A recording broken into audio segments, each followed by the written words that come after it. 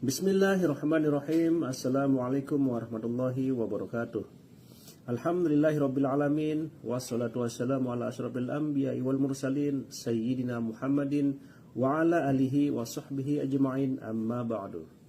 Sahabat beriman yang dimuliakan Allah, syukur alhamdulillah kita bertemu lagi di channel ini. Pada kesempatan yang berbahagia ini, mari sejenak kita luangkan waktu kita untuk bersama-sama menyimak tausiah fenomenal dari guru kita Al-Maghfurullah Kiai Haji Zainuddin MZ. Beliau dikenal sebagai dai sejuta umat. Penasaran seperti apa isi kajian beliau? Mari kita simak bersama. Selamat mendengarkan.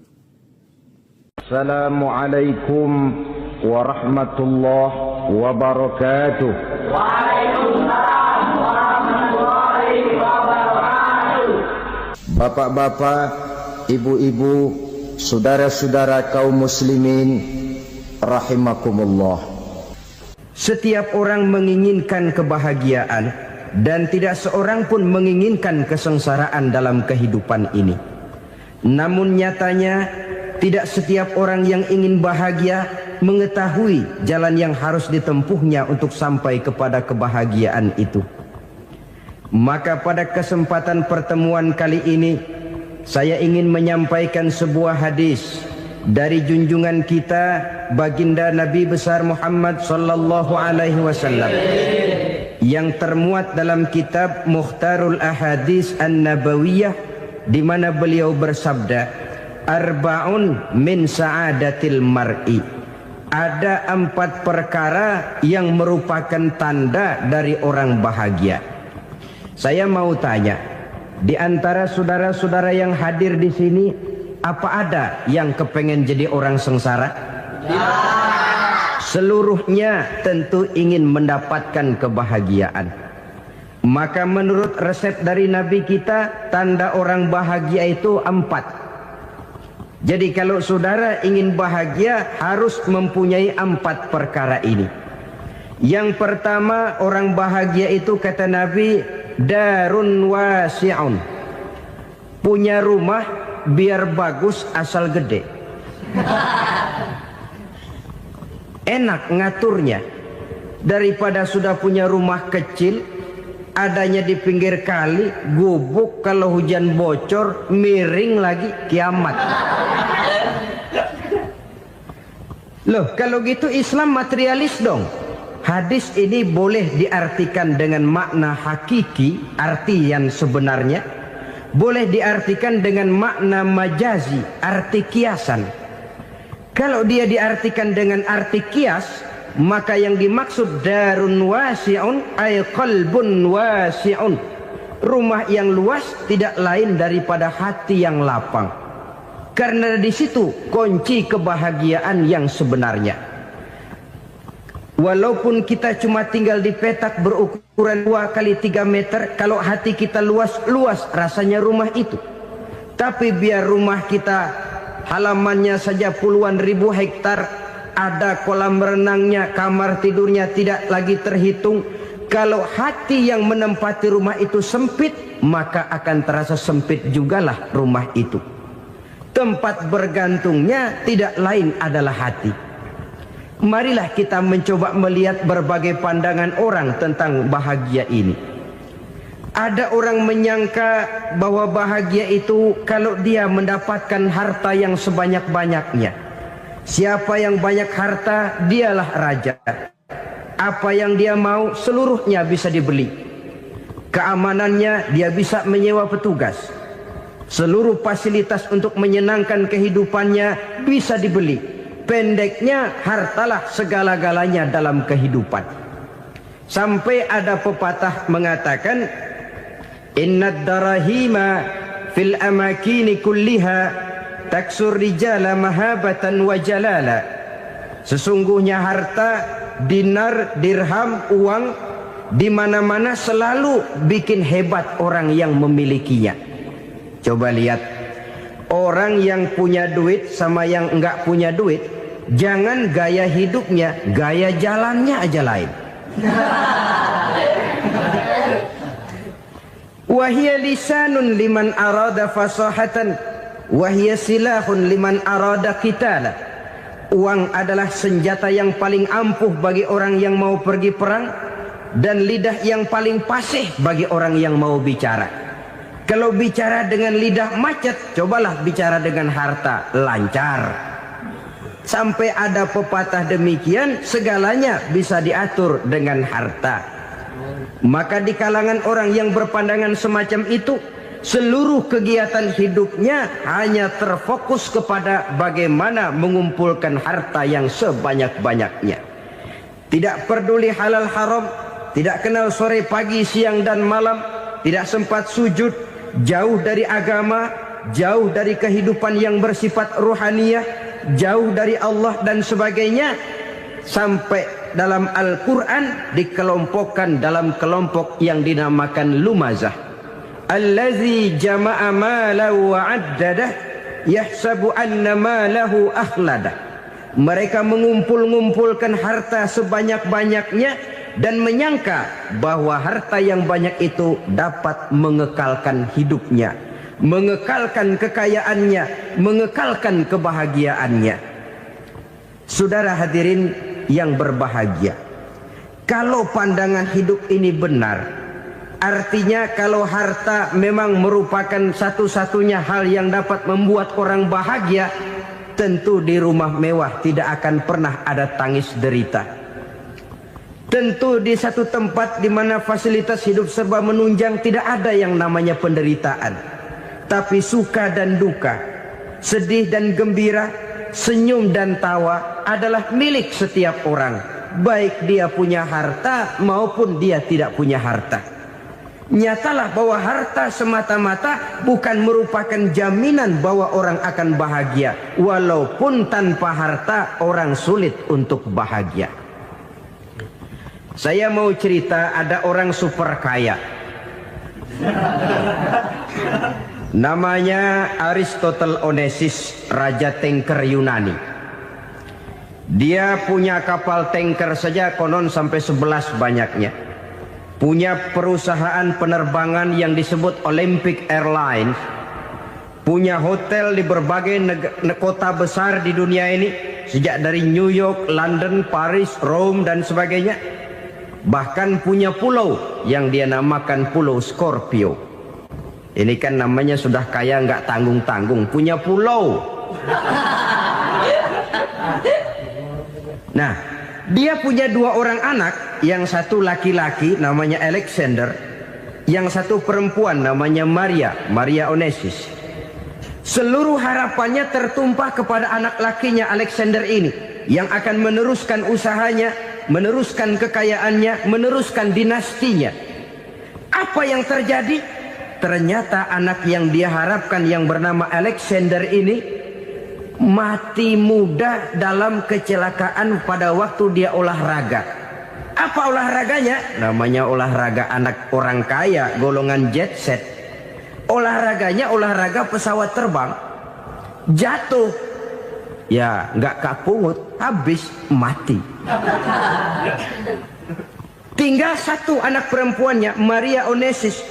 Tapi anak perempuan ini juga malah urakan. Terakhir dia pacaran, bahkan kemudian kawin sama orang Rusia. Rupanya Aristotle Onesimus ini broken. Kekayaannya yang berlimpah ruah, perusahaannya yang begitu banyak, siapa yang akan meneruskan? Siapa yang akan menggantikan? Sampai kemudian dia mengurung diri di Pulau Scorpio dan mati di sana secara mengenaskan.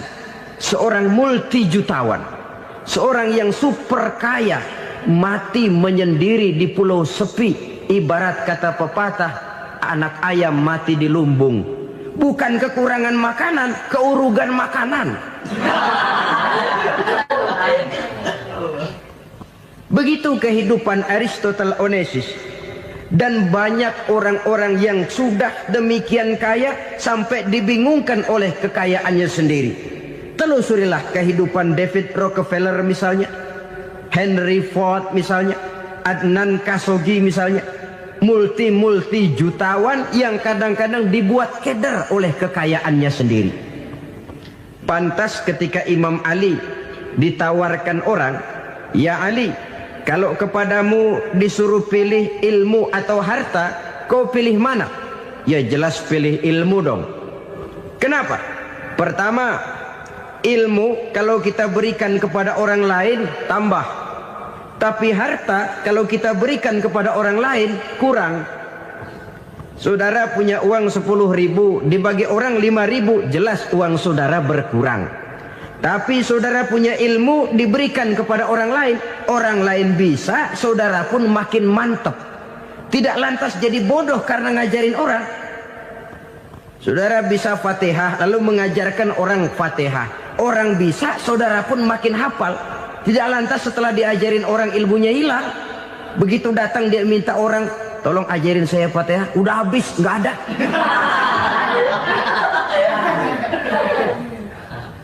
Yang kedua kata Imam Ali, ilmu menjaga kita. Kalau harta kita yang harus jaga. Makin banyak ilmu makin terpelihara diri seharusnya. Tetapi makin banyak harta makin bingung kita jaganya. Sampai kadang-kadang kalau perlu seluruh keliling rumah dipasangi alarm. Belum cukup disewakan anjing besar-besar, pasang di depan pintu, awas anjing galak. Masih belum cukup juga cari centeng tukang-tukang kepruk jaga rumah. Masih terasa belum aman, padahal rumahnya dikelilingi tembok besar. Di balik tembok ada pintu-pintunya tebal. Di balik pintu itu terbuka masuk kamar, kamar pun ada pintunya, pintunya pun kuat. Masuk ke dalam kamar ada lemari, lemarinya pun pintunya kuat, dikunci, kuncinya pun kuat. Tapi terhadap seluruhnya yang timbul cuma sekedar was-was saja. Kesimpulannya sekali lagi, tanpa harta orang memang sulit untuk bahagia. Tapi harta semata-mata tidak merupakan jaminan orang akan bahagia. Dengan hati yang luas, itu modal utama untuk mencapai kebahagiaan hidup. Orang yang hatinya luas, saudara-saudara, punya hati yang lapang, melihat kenyataan hidup ini, dia bersyukur senantiasa kepada Allah. Lantas tidak timbul hasud dan iri hatinya. Oleh karena itu, jiwanya selalu lapang. Kalau tidak, cupik hati namanya. Dangkal pandangan, tidak senang melihat orang lain dapat nikmat, dan itu sering dijadikan contoh. Kalau orang yang lapang dada, dia lihat tetangganya beli TV baru, dia berkata, alhamdulillah ya, tetangga kita beli TV, mudah-mudahan kita bisa ikut nonton. Lapang dadanya. Tapi orang yang sempit hati, lihat tetangga beli televisi, meriang. Enggak diapa-apain, meriang. Besoknya dengar tetangga beli motor, makin sakit, ke rumah sakit. Lalu di rumah sakit dengar tetangganya beli mobil, mati. Disiksa oleh perasaannya sendiri. Orang kalau hati sudah sempit dalam hidup, kemanapun dia pergi, sempit rasanya medan kehidupannya. Kemudian kita melihat juga ada orang yang menilai bahwa bahagia itu katanya kalau punya kedudukan yang tinggi, pangkat yang agung, wibawa yang besar. Mungkin betul, tapi mungkin juga tidak. Bergantung kepada hati orang yang punya pangkat itu. Sama dengan harta tadi. Harta akan membawa bahagia kalau dia jatuh ke tangan orang yang berhati lapang. Tapi harta akan jadi bencana kalau jatuh ke tangan hati orang yang sempit. Pangkat akan membawa bahaya kalau jatuh di tangan hati orang yang sempit. Lebih dari itu, kenyataan mengajarkan kepada kita bahwa ternyata pangkat dan jabatan tidak selamanya memberikan kebahagiaan dalam kehidupan. Bahkan resikonya kelewat besar. Beberapa bukti kita bisa ambil dari para pemimpin dunia yang menjadi korban lantaran pangkat dan jabatan yang disandangnya. Saudara ingat Presiden Abraham Lincoln dan John Kennedy dari Amerika? Dibunuh orang. Park Chung-hee dari Korea Selatan, Ziaur Rahman dari Bangladesh, Anwar Sadat dari Mesir, terakhir Indira Gandhi dari India, menjadi korban dari pangkat dan jabatan yang disandangnya dari orang-orang yang tidak senang dia memegang jabatan itu. dia akan mudah mengundang bencana. Sehingga pantas kalau seorang presiden terkemuka Amerika, Harry Truman namanya, dia mengatakan jabatan presiden itu, kata dia, seperti orang nunggang macan, naik macan. Harus kita taiki, kalau enggak dia bakal nerekam kita, ngeri katanya.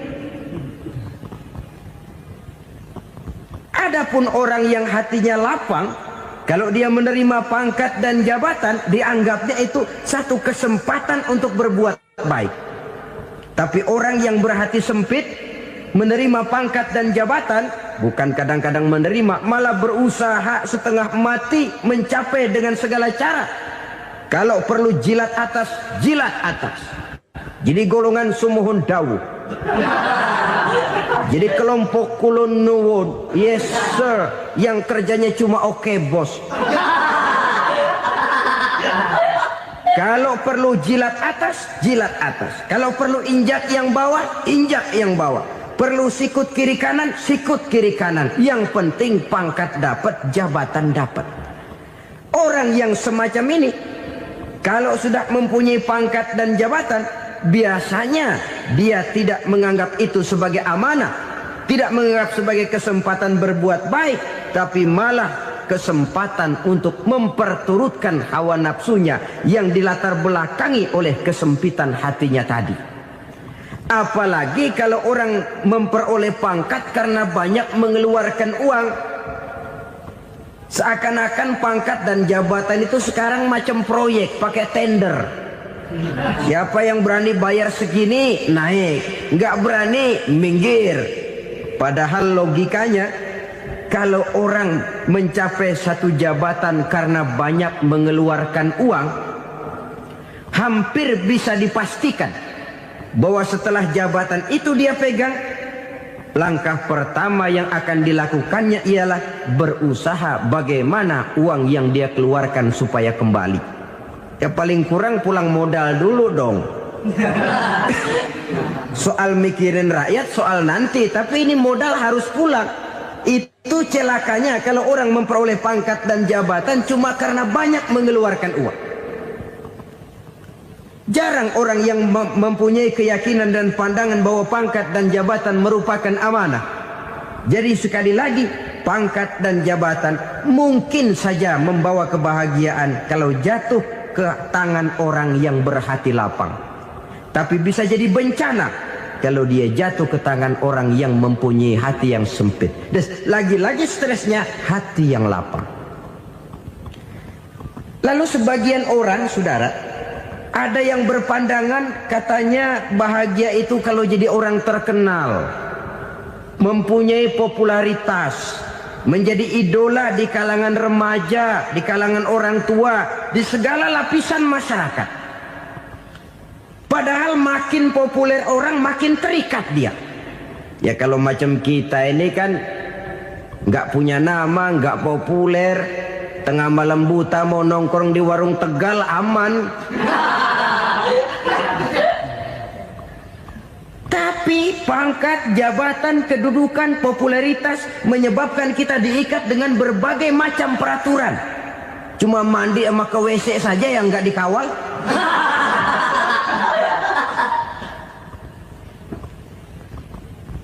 Benarkah popularitas, ketenaran membawa kebahagiaan? Mungkin. Ya, tapi mungkin juga tidak. Kenapa? Banyak orang-orang populer yang mengakhiri hidupnya secara tragis.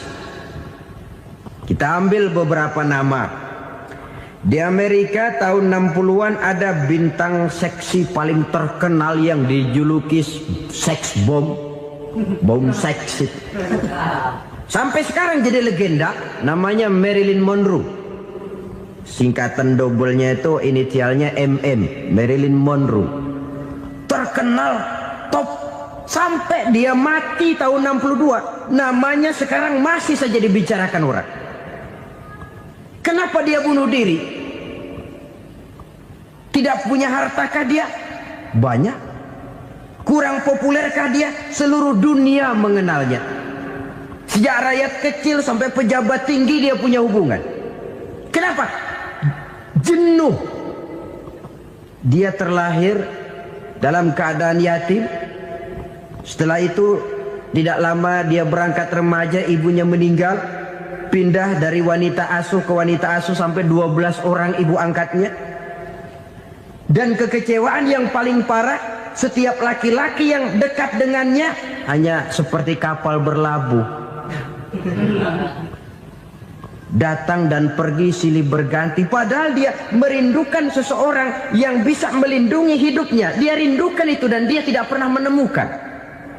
Itu yang akhirnya menyebabkan dia minum pil tidur kelewat dosis. Minum obat tidur kebanyakan. Ya tidur terus sampai sekarang.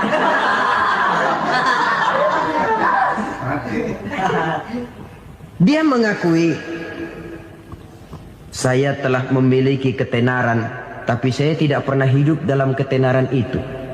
Saya pandai main sandiwara, tapi saya ingin hidup dalam alam yang real sebagaimana umumnya orang. Itu yang dia rindukan.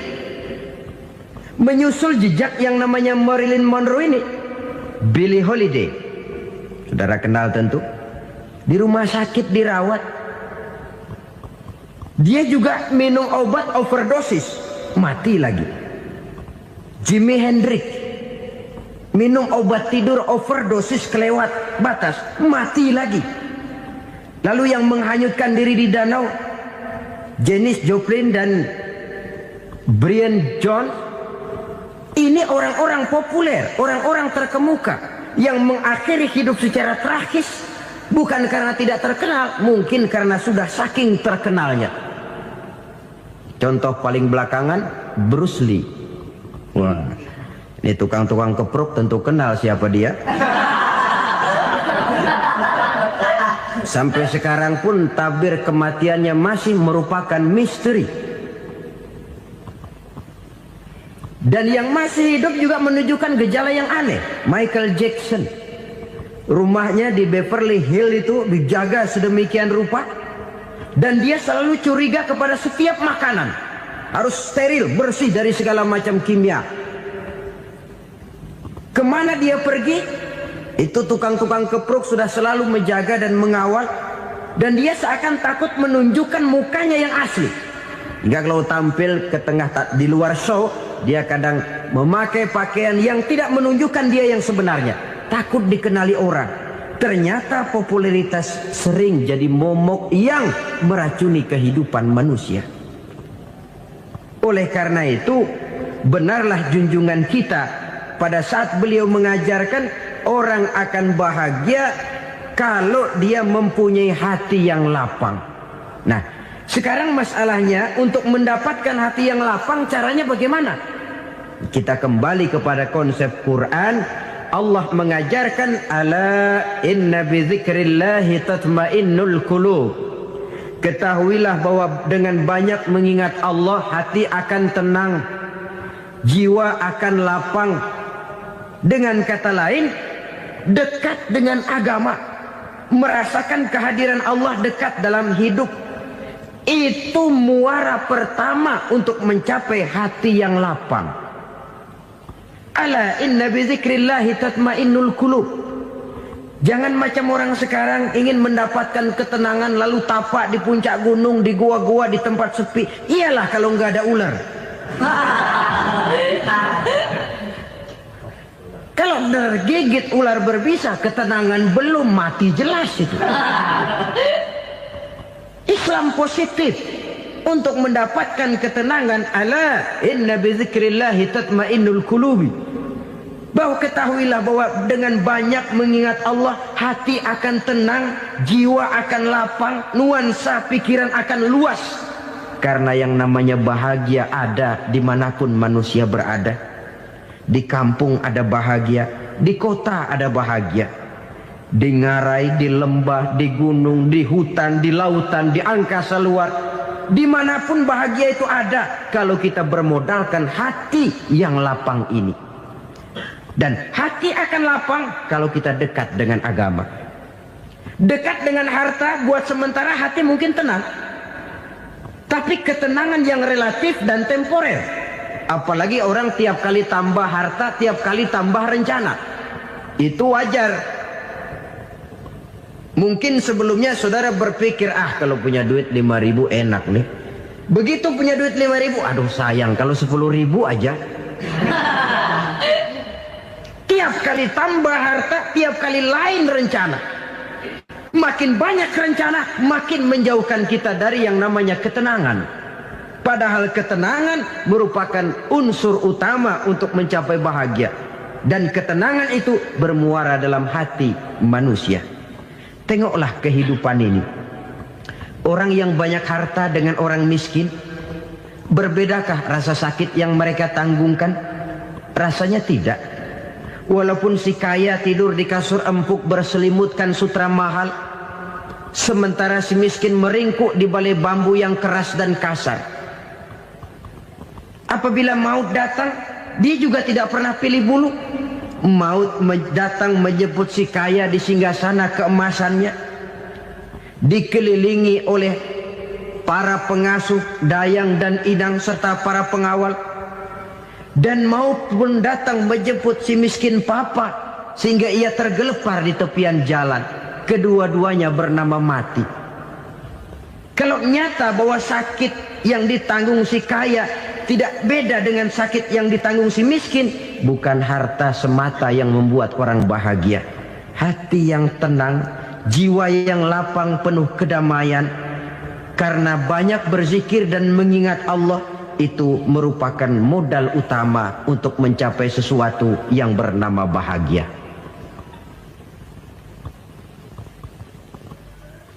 Saudara hadirin yang saya hormati, inilah yang pertama dari 4 ciri yang digambarkan oleh Nabi tentang tanda-tanda orang bahagia. Dan harus berangkat dari yang pertama ini, hati yang lapang. Ini yang harus kita miliki lebih dahulu. Baru nanti akan menyusul kepada poin yang ketiga, kedua, dan selanjutnya. Sebab kalau hati sudah terisi dengan jiwa yang lapang, seluruh persoalan insya Allah akan bisa kita atasi dengan sebagaimana mestinya. Yang kedua sekarang, tanda orang bahagia menurut baginda Nabi, markabun syariah. Orang bahagia itu, kata beliau, punya kendaraan biar cepat asal lancar. Artinya kemana dia mau pergi mudah. Apa maksud hadis ini? Kalau kita kaji lebih dalam, kendaraan itu kan alat transportasi. Transportasi tidak lain adalah usaha memudahkan komunikasi.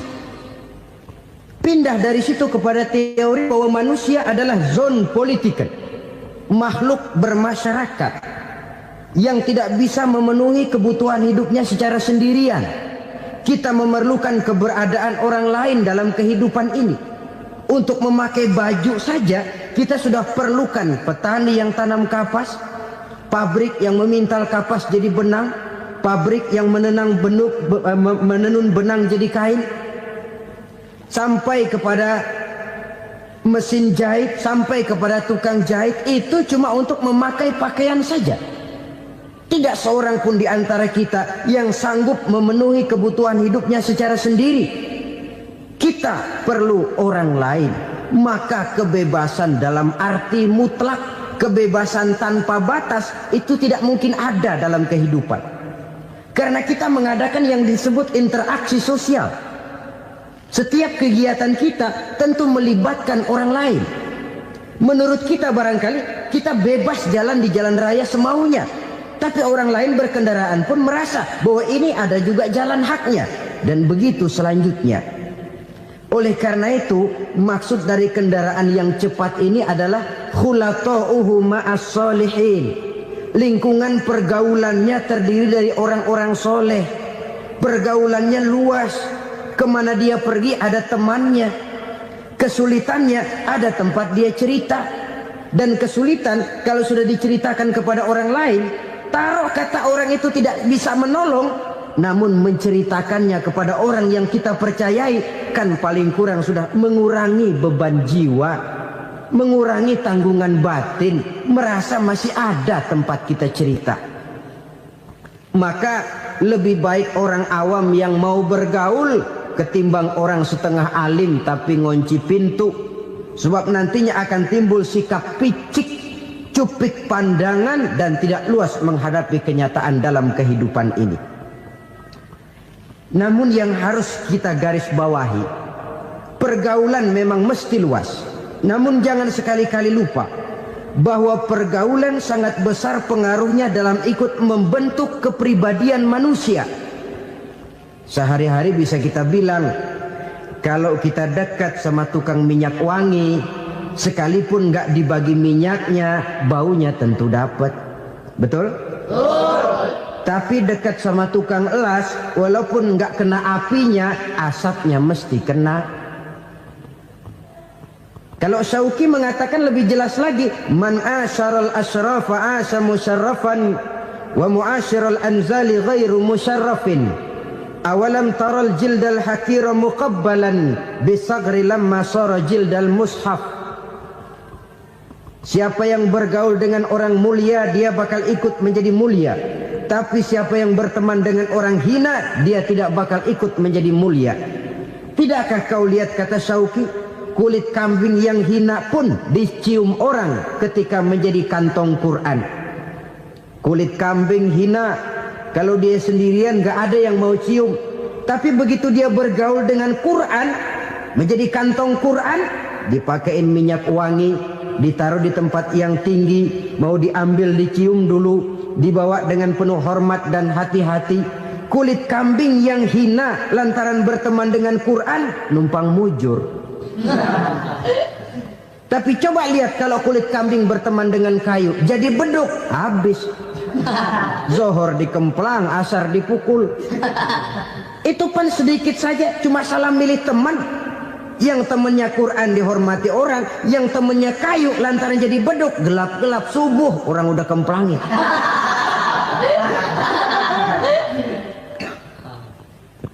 Maka terutama kepada adik-adik remaja yang masih mencari identitas diri, yang ibarat kaset masih kaset kosong, mudah diisi oleh apapun, pandai-pandailah memilih teman dalam bergaul.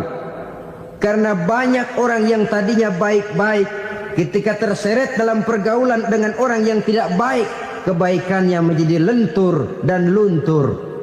Tapi berapa banyak bajingan-bajingan tengik, orang-orang yang berlumur noda dan dosa, tiap hari melakukan maksiat, namun bergaul dengan orang yang baik-baik, pada akhirnya sedikit demi sedikit beringsut dan berangsur dia terbiasa mengikuti kebaikan-kebaikan.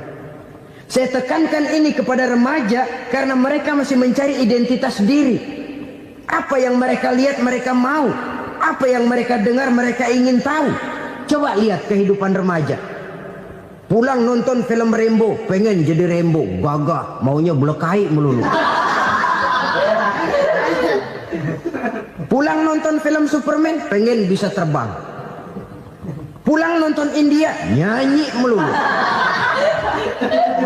Wajar, mereka masih mencari identitas diri. Saya ini sebenarnya siapa? Lingkungan, pergaulan akan membentuk itu. Karena itu pandai-pandailah bergaul, karena ia sangat besar pengaruhnya dalam ikut membentuk kepribadian manusia. Apalagi sifat yang jelek lebih cepat menularnya ketimbang sifat yang baik. Sifat yang baik, watak yang soleh itu lambat sekali untuk menular.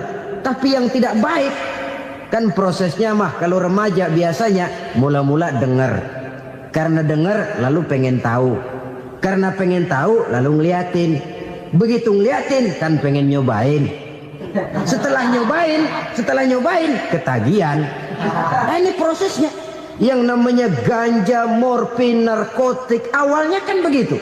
Mula-mula dengar, katanya kalau sudah fly to the sky, sudah melayang ke langit katanya, disitulah puncak kebahagiaan. Mulanya cuma dengar. Karena dengar pengen tahu. Karena pengen tahu lalu ngeliat, kumpul sama orang yang suka ngeganja. Setelah ngeliat, lah pengen ngerasain. Begitu ngerasain enak juga, ketagihan. Kalau sudah ketagihan jadi penyakit kronis, bisa merembet kepada yang lain. Iya kalau orang tuanya mampu untuk beli morfin, beli ganja.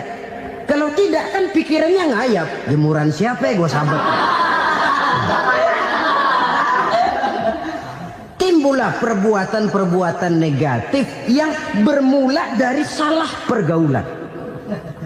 Apalagi buat adik-adik remaja yang tinggal di kota-kota besar, yang pengaruh budaya, pengaruh kesenian, pengaruh struktur kehidupan yang nampak makin individualistis, di mana persaingan tajam, tensi ekonomi tinggi, orang mudah mengalami stres. Pandai-pandailah dalam bergaul, sekali lagi, karena ia sangat besar pengaruhnya dalam ikut membentuk kepribadian manusia. Orang bahagia punya kendaraan yang cepat, artinya punya pergaulan yang luas, dan lingkungan pergaulannya terdiri dari orang-orang yang soleh. Kemana dia pergi ada teman, kesulitannya ada tempat dia cerita.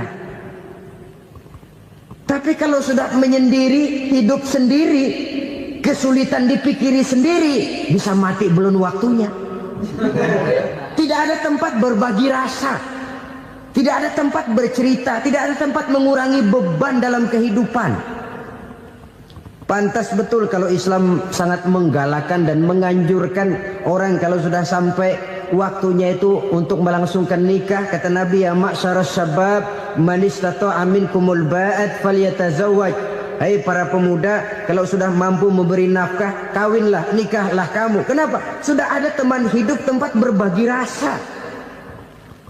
Kesulitan kalau ada tempat cerita akan lebih ringan ketimbang kita telan sendiri, walaupun bobot kesulitannya sama beratnya.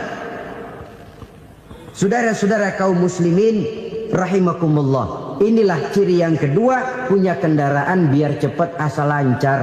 Kemana kita mau pergi gampang. Dengan kata lain, setelah hati yang luas, pergaulan yang luas. Dua. Yang ketiga sekarang, tanda orang bahagia itu menurut Nabi, misbahun mudhi'un, punya lampu yang terang. Oh, itu enggak problem. Sekarang sudah zamannya listrik masuk desa, Pak. Lampu sudah terang semua. Betul, kalau itu yang dimaksud. Tapi tidak cuma itu. Karena lampu yang dimaksud di sini, lampu yang akan menerangi seluruh perjalanan hidup. Dan perjalanan hidup itu sudah dimulai sejak kita terlahir ke alam ini, sampai masuk ke alam barzah, kumpul di padang mahsyar, sampai ke akhirat. Lampu yang menerangi itu yang diperlukan. Kalau lampu, katakanlah yang paling top sekarang kan lampu jenis Mercury. Taruhlah itu di rumah kita, dia cuma menerangi rumah kita, menerangi hati pun tidak sanggup. Bila kita masuk ke alam barzah, alam kubur, sanggupkah si Mercury yang begitu terang menerangi alam barzah kita? Tidak sanggup lagi. Sanggupkah lampu yang ratusan watt, bahkan puluhan ribu watt menerangi kehidupan di padang mahsyar? Tidak akan sanggup lagi. Kalau demikian, yang dimaksud lampu yang terang di sini apa? Tidak lain amal soleh, kebajikan yang kita lakukan dalam hidup. Itu yang akan jadi lampu penerang. Di dunia nama kita akan terang. Jasad kita boleh hancur terkubur tanah, tapi nama kita akan dikenang orang. Begitulah kalau orang meninggalkan kebajikan dalam hidup seperti sekarang. Ribuan orang tiap saat berziarah ke kubur Imam Syafi'i, ke kubur Imam Malik, ke kubur Imam Ghazali, ke kubur orang yang baik-baik, orang yang soleh-soleh. Kebajikannya yang ditinggalkan, yang mengukir namanya dengan tinta emas. Sehingga saudara sudah terbaring di alam kubur, orang lewat, Allah ini kuburannya Fulan bin Fulan, dulu ini kebaikannya Masya Allah, saya ikut merasakan. Mari kita mampir sebentar, kita Fatihah. Mohon disampaikan Allah pahalanya kepada almarhum. Al-Fatihah. Itu kalau orang baik-baik. Lalu saudara tanya, Pak, orang mati dikirimin Fatihah apa nyampe pahalanya? Saya jawab, kalau saudara nggak percaya, mati dulu dah. Nanti saya Fatihain, tungguin di sana, umpama nggak sampai balik lagi kemari.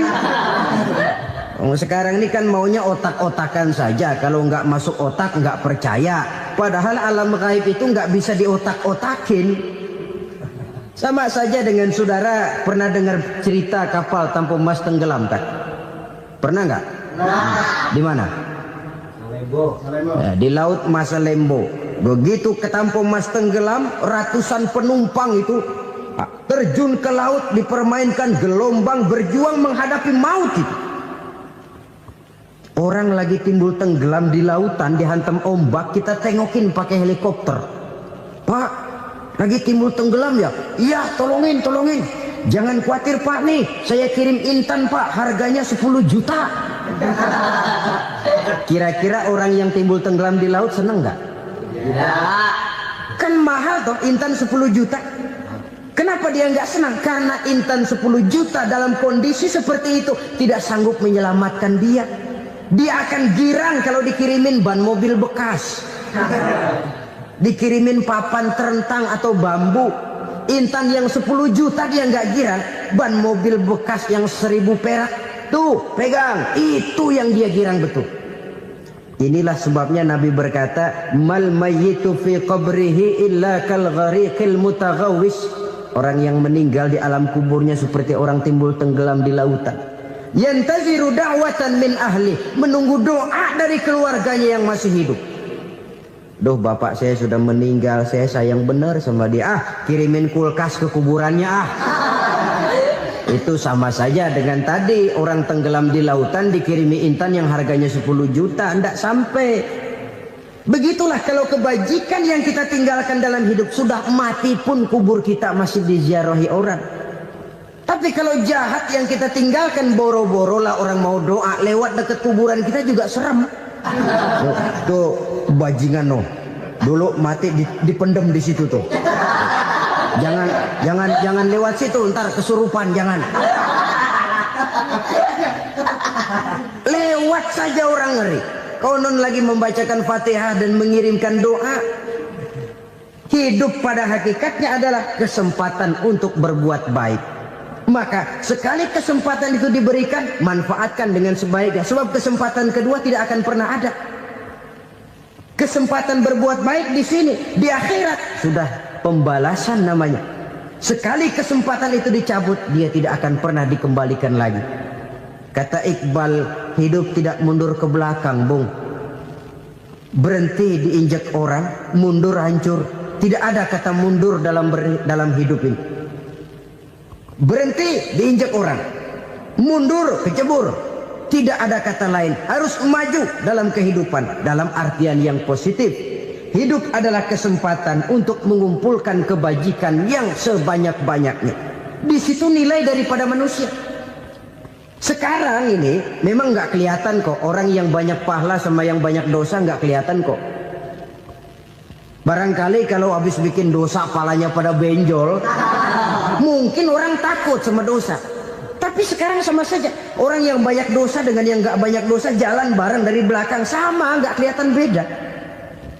Tapi ada waktunya di mana pahala memegang peranan, di mana dosa diperlihatkan. Sama saja kalau kita bawa mobil siang, lampu kan nggak begitu berfungsi. Apa lalu bilang, alah ini lampu berat-beratin, copot-copotin aja dah. Tidak perlu begitu. Kenapa? Pada suatu saat malam senja akan datang. Bila matahari terbenam, senja pun datang, gelap mulai merayap, disitulah baru terasa perlunya lampu. Pahala begitu. Sekarang orang yang nggak ada pahalanya nggak kelihatan dalam kehidupan. Tapi pada suatu saat senja kehidupan akan datang. Ajal merenggut nyawa, malam merayap, dan hidup mulai diliputi kegelapan di alam barzah. Dikala itu kalau nggak punya lampu, alangkah malangnya kita. Sebab amal yang baik, kata Nabi, di alam barzah itu akan diciptakan menjadi perempuan yang cantik menemani kita. Amal yang jahat akan menjadi orang yang paling jelek nemenin kita. Sudah di tempat gelap yang nemenin jelek.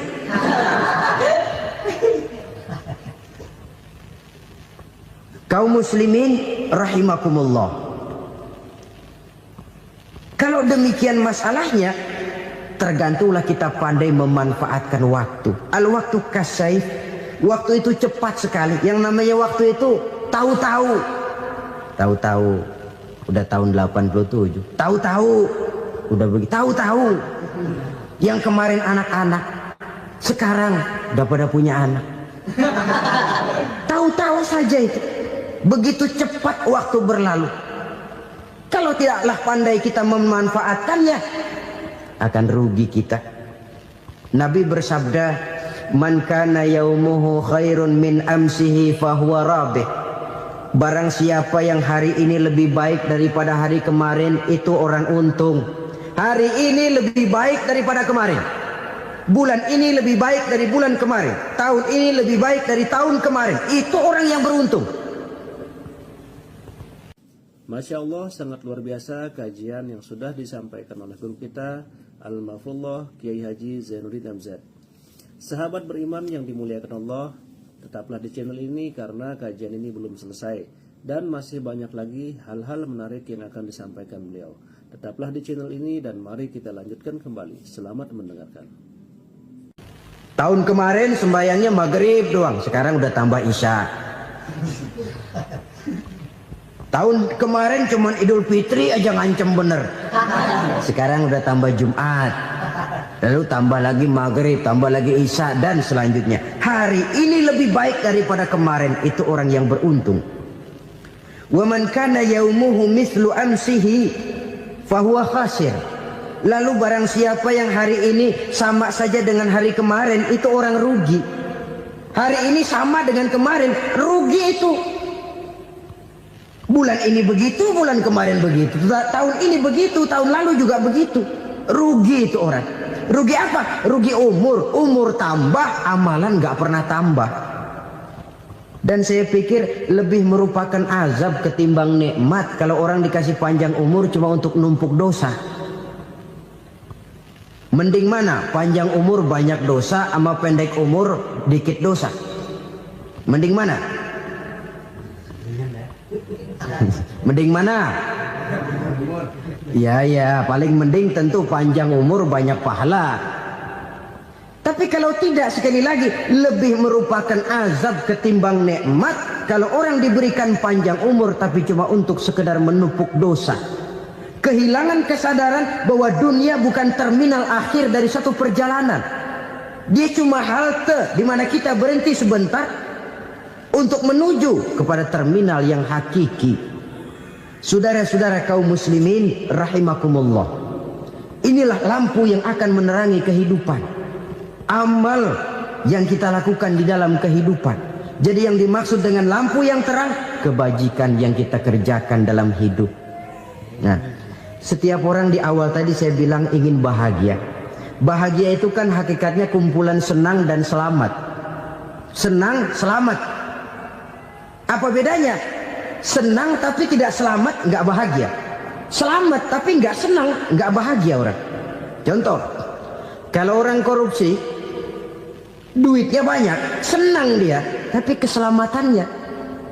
Ada tentara baris di samping rumahnya udah bingung, padahal tentara latihan. Tentara cuma latihan, dia bingung. Senang, tapi karena keselamatannya tidak terjamin, dia tidak bahagia. Sebaliknya pegawai negeri jujur benar cuma segaji-gajinya, selamat nggak korupsi tapi melarat, ya nggak bahagia juga, kurang senang. Kesenangan dan keselamatan untuk dunia saja, ya sekali lagi, kalau cuma sekedar untuk dunia saja bisa dibeli pakai uang, bisa dibeli pakai uang. Saudara ingin selamat bisa dibeli pakai uang, saudara ingin senang bisa dibeli dengan uang. Tapi setelah mati masuk ke alam barzah, habis kekuasaan uang. Nggak bisa lagi beli keselamatan pakai uang, tidak mungkin lagi membeli kesenangan dengan uang. Di situ pahala yang megang peranan. Makin banyak pahala, makin banyak saham untuk membeli kesenangan dan keselamatan, untuk memperoleh yang namanya bahagia. Dan jangan lupa loh, di alam barzah kita nggak sebentar, menunggu datangnya kiamat. Loh iya, kalau kita begitu dikuburin terus kiamat datang, untung. Tapi kalau masih harus 1000, 2000, puluhan ribu tahun yang akan datang, dalam satu penantian yang begitu lama tanpa saham untuk memperoleh kebahagiaan. Satu kemalangan yang tidak ada pernah putus-putusnya. Janganlah tergelincir oleh kebahagiaan sebentar yang menipu dengan mengorbankan kebahagiaan hakiki yang berjangka panjang. Apa artinya senyum sejenak kalau harus ditebus dengan tangis seumur hidup? Biarlah kita minum jamu, pahit memang, getir memang, tapi kan besok badan sehat. Daripada sekarang minum sirup, manis memang, enak memang, tapi bibir pada jontor besoknya. Sirawan, batuk, nggak karu-karuan. Banyak orang tertipu oleh kesenangan yang sebentar. Padahal laisa kullu ma yalma'u zahaban. Belum tentu semua yang berkilat itu emas. Belum tentu semua yang gemerlap itu intan. Karena itu marilah manfaatkan kesempatan yang diberikan Allah ini untuk mengumpulkan kebajikan yang sebanyak-banyaknya. Yang terakhir sekarang, yang keempat, tanda orang bahagia kata Nabi. Zaujatun salihah. Orang bahagia itu tanda yang keempat kata Nabi, punya istri biar cakep asal taat. Sudah surga itu sudah. Cakep taat. Istri kayak gitu, kalau belum mati jangan dikuburin dulu. Sudah cakep taat lagi. Tapi kadang-kadang enggak, udah jelek ngadat melulu. Apa yang mau dipilih? Sebab itu Quran mengatakan istri pakaian untuk suami, suami pakaian untuk istri. Kenapa suami istri diibaratkan pakaian? Alangkah tingginya gaya bahasa Quran ini. Suami istri teman hidup, hidup perjalanan panjang. Sejak kita dalam rahim sudah ada hidup kan di sini. Sampai ke alam dunia, masuk ke alam barzah, kumpul di padang mahsyar, sampai menuju akhirat, itu perjalanan hidup. Carilah istri atau suami teman hidup yang membawa manfaat tidak hanya kehidupan di dunia ini, sampai di alam barzah, sampai di padang mahsyar. Suaminya mungkin meninggal lebih dulu atau istrinya mungkin meninggal lebih dulu. Tapi suami atau istri yang masih hidup berbuat kebajikan. Suami saya meninggal, ada hartanya, saya sedekahkan, niat pahala untuk almarhum suami saya. Ini teman hidup. Tidak dibatasi dan tidak bisa dipisahkan oleh maut sekalipun. Zohirnya mungkin pisah, badannya mungkin pisah, tapi hatinya, jiwanya, kebersamaannya dalam menghadapi kehidupan. Karena itu, saudara-saudara, bahasa Quran indah. Suami istri diibaratkan seperti pakaian. Apa fungsi pakaian? Pertama, pakaian jadi kebanggaan. Artinya suami harus menjadi kebanggaan istri, istri harus jadi kebanggaan suami. Yang kedua, pakaian itu kan fungsinya menutup aurat. Artinya sesama suami istri harus saling menjaga kekurangan masing-masing. Jangan malah sesama suami istri saling membongkar rahasia dan aibnya sendiri-sendiri. Istrinya diceritain jeleknya di mana-mana, atau suaminya dibongkar rahasianya di pasar umum. Itu sudah tidak lagi berfungsi sebagai pakaian. Kenapa semua ini diperlukan? Karena kita menyadari bangsa yang baik terdiri dari masyarakat yang baik. Masyarakat yang baik merupakan susunan dari warga yang baik. Warga yang baik adalah terdiri dari rumah tangga yang baik. Dan rumah tangga yang baik merupakan susunan dari pribadi yang baik. Dari situ langkah dimulai. Membangun satu bangsa yang baik diawali dengan membangun rumah tangga yang baik, dengan menciptakan pribadi-pribadi yang baik. Sehingga dari sini diharapkan berkembanglah nilai-nilai kebaikan. Orang akan bahagia mempunyai istri yang soleh. Kenapa? Tidak ada seorang suami bisa sukses jadi apapun dia, apapun profesinya. Dokterkah, kiaikah, mubalikah, petanikah, pengusahakah, pejabat tinggikah, tidak ada seorang suami yang bisa sukses tanpa peran serta istrinya. Walaupun memang peranan itu tidak begitu kelihatan, tapi sangat menentukan. Karena itu, saudara hadirin yang saya hormati, Islam sangat menghargai kaum wanita, memberikan kedudukan yang tinggi sepanjang tidak mematikan kodrat kewanitaannya. Nah, kalau sudah kesuksesan ini diawali dari rumah tangga, karier di masyarakat mudah untuk dikejar. Tapi keberantakan di rumah tangga merupakan kegagalan pertama di tempat lain. Nah, inilah saja yang dapat Al-Fakir sampaikan pada pertemuan kali ini. Alhamdulillahirrabbilalamin. Demikianlah kajian penuh ilmu, hikmah, dan manfaat yang sudah disampaikan oleh guru kita Al-Maghfurullah Kiai Haji Zainuddin MZ. Sahabat beriman yang dimuliakan Allah, mari kita doakan guru kita, semoga beliau diampuni segala dosa-dosanya dan dilapangkan kuburnya. Dan buat sahabat semua yang sudah setia menyimak kajian ini sampai selesai, saya ucapkan terima kasih banyak. Doa dan harapan saya, semoga sahabat semua selalu diberikan kesehatan, dimudahkan segala urusannya, dan dilancarkan rezekinya. Amin ya rabbal alamin. Demikian yang dapat saya bagikan, kurang lebihnya mohon maaf. Sampai bertemu lagi di video berikutnya. Wabillahi taufik wal hidayah wa ridha wal inayah. Wassalamualaikum warahmatullahi wabarakatuh. Setelah kita bersama-sama mendengarkan tausiah yang sangat luar biasa dari guru kita Al-Maghfurullah Kiai Haji Zainuddin MZ, sekarang mari kita lanjutkan aktivitas kita masing-masing. Semoga apa yang sudah disampaikan oleh beliau menjadi ilmu yang bermanfaat dalam kehidupan kita sehari-hari. Selamat beraktivitas buat sahabat semua dan sukses selalu. Amin ya rabbal alamin. Sampai bertemu lagi di kajian berikutnya. Wassalamualaikum warahmatullahi wabarakatuh.